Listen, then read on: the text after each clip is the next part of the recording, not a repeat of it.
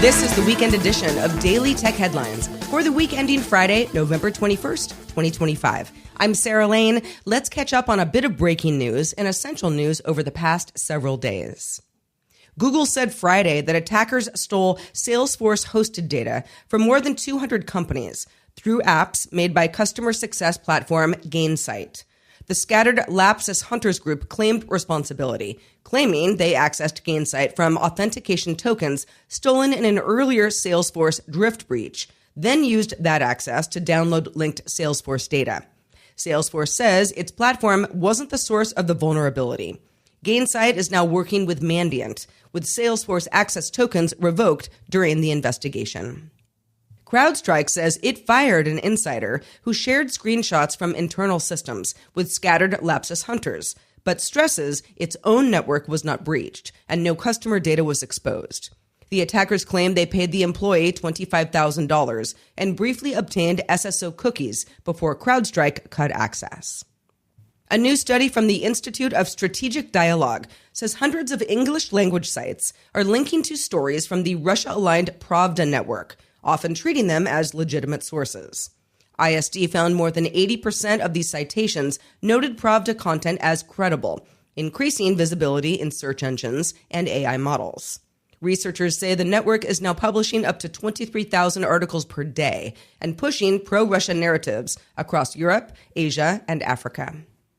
The Open Compute Project launched a workstream to integrate quantum computers alongside classical high-performance systems in data centers, pulling from existing deployments like IBM's 20-qubit machine at LRZ to create open specifications, best practices, and checklists covering things like cooling, environmental controls, and hybrid orchestration. Quantum systems need things like stable temperature and humidity, minimal magnetic fields, and heavy floor support. OCP plans a white paper and a blog series to guide data center operators. IBM and Cisco Systems announced a collaboration to connect quantum computers over long distances in an effort to demonstrate viability by the end of 2030. Company executives stressed that this goal requires developing new technologies with the assistance of universities and federal laboratories because the necessary networking components don't currently exist. Google is now inserting ads into its AI mode in search for a small set of users, not everybody. The ads appear below generated answers with sponsored labels. Bleeping Computer says the ads show up under LLM responses with source links buried, especially on mobile. Google says this is part of ongoing tests that it announced back in May, alongside ads in AI Overview. Australia is expanding its social media ban for users under 16 to include Twitch. This joins Facebook, X, TikTok, Snapchat, YouTube, and Reddit. The law requires platforms to take reasonable steps to block underage access, with penalties for noncompliance. The ban takes effect next month. A new survey from Pew Research shows that YouTube and Facebook are the most used online platforms by U.S. adults, with Instagram in third place. Adults under 30 prefer Instagram, Snapchat, TikTok, and Reddit. People 30 to 49 favor Facebook. Facebook and YouTube see the highest daily use. Younger adults use YouTube and TikTok daily more often. As for demographics, some takeaways. Women seem to prefer Facebook, Instagram, and TikTok. Non-white adults use Instagram and TikTok more. Democrats are shown to favor WhatsApp and TikTok. Republicans preferring X and Truth Social.